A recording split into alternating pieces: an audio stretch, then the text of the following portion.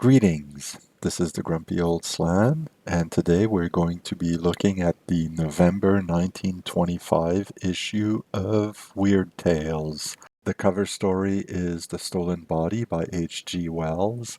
We see a man running in the street at night. Cover's a bit dark, not in the sense of what it depicts, but in the sense of its colors. And what's illuminated is maybe the least interesting part, which is just the ground and the man's legs. So it might have been better for the light to be higher, showing his expression. Looking at the table of contents, we see 13 stories, 2 serials, and 3 poems listed. The first story, which is also the cover story, is The Stolen Body by H.G. Wells. This is a reprint. The story originally came out in 1898, almost 30 years before its publication in these pages. I quite like this story. It's told in that very clear voice that Wells has so often, although it concerns things that we wouldn't consider very science fiction-y today. It is about a man who is convinced that out-of-body experiences can be had, so he makes an experiment with a friend of his. He will stay in a closed room and try to reach out to his friend. And he do this quite a few days with no result until after a week or so, the friend sees the man briefly before him, heading to the man's home to let him know the experiment is an apparent success. Finds his rooms totally destroyed, like somebody came in and vandalized everything. And there are eyewitness accounts of him running around like a madman, destroying everything, then disappearing, upon which a medium gets in touch with him, allowing the friend to find the barely surviving man who has fallen down and seriously wounded himself. And then we find out what happened is that he did manage to leave his body. However, some spirit took it over while he was out of it and only left it after it was seriously injured. The man managed to contact the medium to let her know where he was so that help could be sent. It's a very typical Weird Tale stories in its topics, but the overall writing quality is, of course, higher than average. It is followed by The Return of the Undead by Arthur Leeds. In this one, a man who is in a hospital and who is addicted to morphine will witness what he believes to be a vampire who is a young girl, maybe 10 or so years old, who apparently died of typhoid. The little girl will come back as a vampire and bite him. The tale is told all from his point of view, and since he's a drug addict, some of it is a bit disconnected, and the people around him don't quite believe him. Though he is a little bit in doubt, the story ends with him requesting a mirror to see if there are any bite marks on his neck, leaving the ending very open.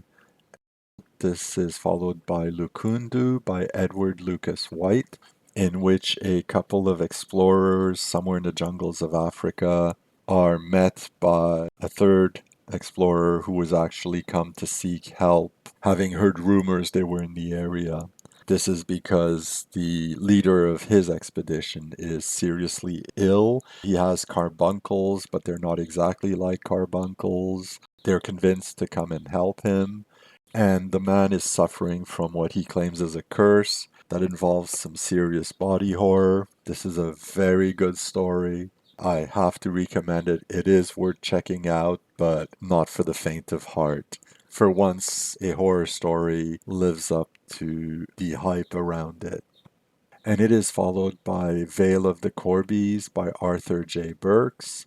You may be surprised to find out I won't just mention it and not comment, which I've done for many of this author's previous stories. This story is excellent. I've done a reading of it, and I'll leave a link up somewhere up in the corner. I really hope this author goes in this direction some more. Perhaps his initial stories were the process he needed in order to start writing good stories, and I hope we see more of those from him in the future, because I almost skipped that one entirely, and I'm glad I didn't. The next story is Midnight Realism by William Sanford. Two old friends meet up in the new house of one of them, in which apparently a few hundred years ago a young woman has killed herself and her portrait still hangs in one of the rooms. And legend has it that every 100 years she steps out of the painting and reenacts her suicide. The owner of the house tells his friend that tonight is that night and she should do this at midnight. But my son, who's in the theater and vaudeville, has promised to reenact the whole thing for us. So at midnight, we should see his performance. This will be fun. We'll have a good laugh about it. They see the whole thing, and as they wonder just how the son managed all the effects, they get a phone call. It's from the son who couldn't make it to the house at all and was just letting his dad know about that. The setup is quite nice, but the conclusion at the end is a little bit of a disappointment. You sort of see it coming a mile away, so there's no great surprise there. And it's followed by The Acid in the Laboratory by Gordon Philip England, in which a mad doctor discovers an acid that will quickly dissolve any and all organic matter. He decides to use this to get rid of his rival in love, to get rid of him, which he does. And since he dissolves the body entirely, there's no evidence of his misdeed. The dead man is merely considered missing.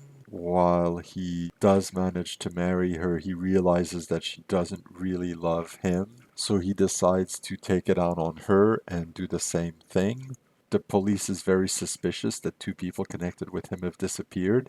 They, of course, can find absolutely no evidence since the acid has dissolved everything. However, he is haunted by his victims. When he seems to have disappeared, people investigate and find a tub full of a fluid that after testing the police realize this is an acid and that the doctor must have fallen asleep and while sleepwalking threw himself in the vat of acid. This was a little disappointing. I think there's a lot more that could have been done with this premise. Next is Candlelight by Louise Garwood. In this one, a man has an encounter with what appears to be the ghost of a woman he was involved with. She tells him that she waited for him for so long and why didn't he come back? He thinks maybe it was all a dream, but the next morning, going down the stairs, he sees some candle wax dripped along the stairs. The ghost at one point having taken a candle and walked away with it, it seems to imply that this really did happen. Another ghost tale. Clearly, people back then were asking for more of them. I tend to be disappointed by them. It is followed by The Man Trap by Hamilton Craigie.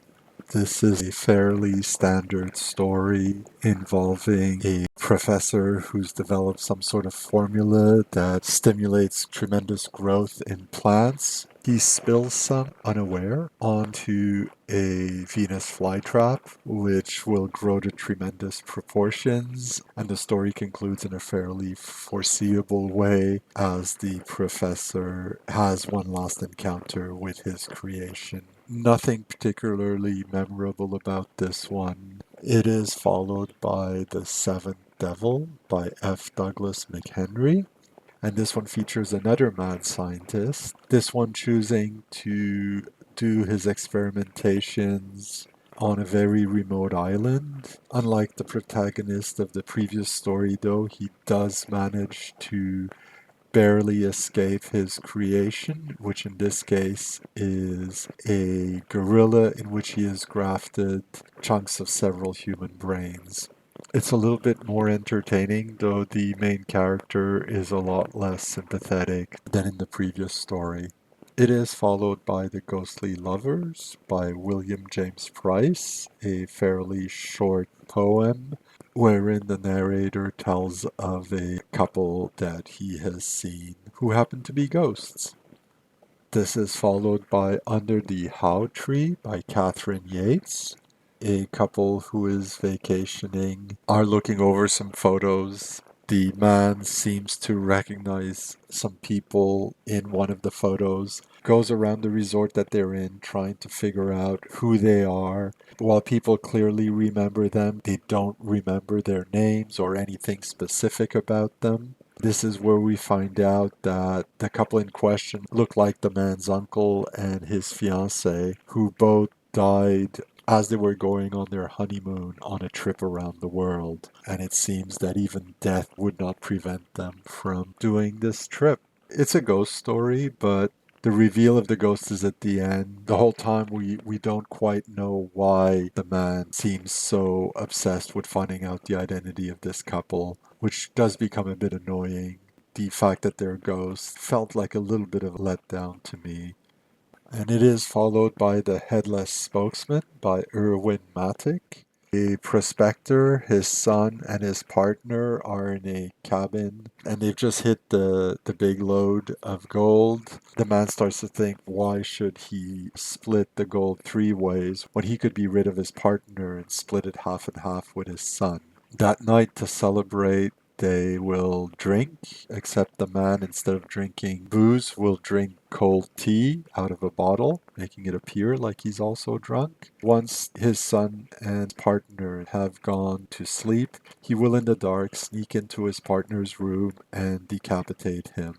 Just as he's finished, there's a knock on the door, and it's another prospector who lives nearby who's come for some flour, promising he'll pay him back. It's just that his supplies are late.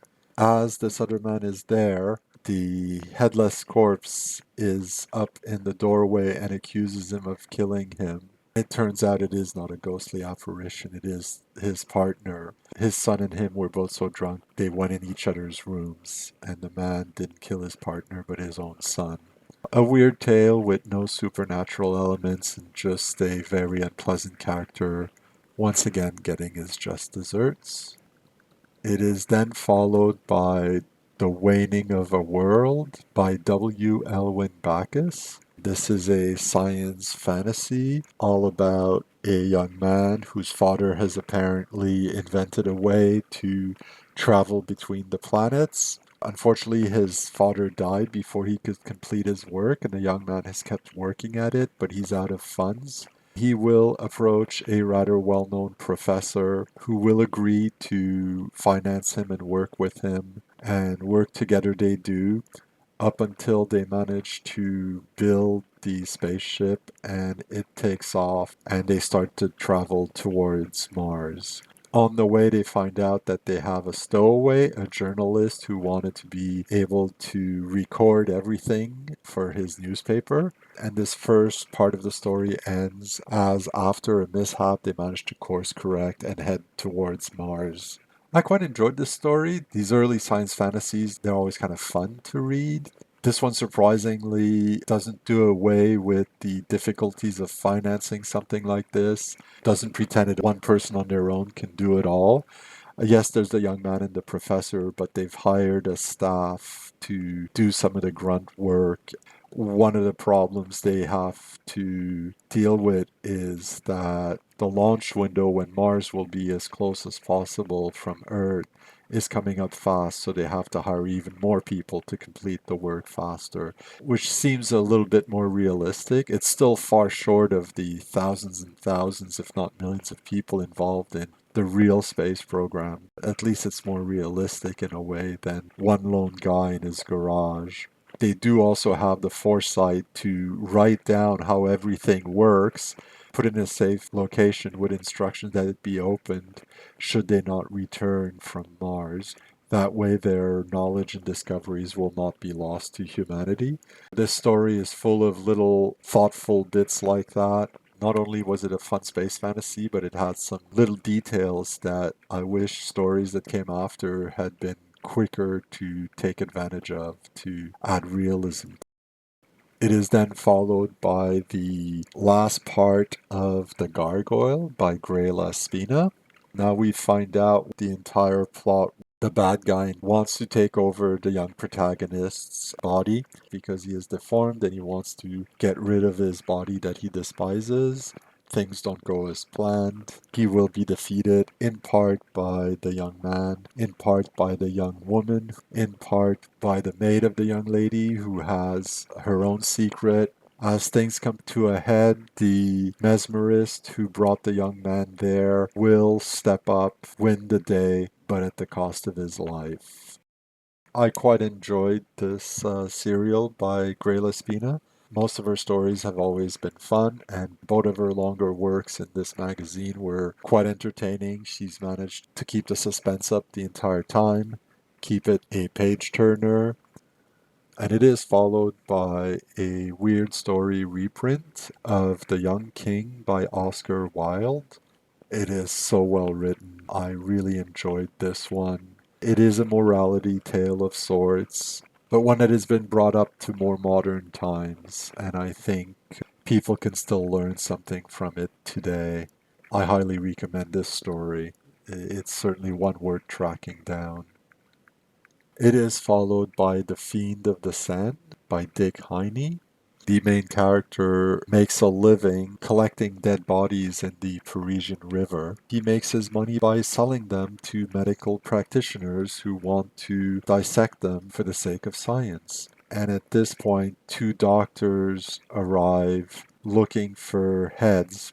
That's what they need for their research, and he will sell them these heads as they're going through their transactions. One doctor talks about his son and how he's seeing a girl that he disapproves of, and meanwhile, the other doctor complains about his daughter running wild with some young man.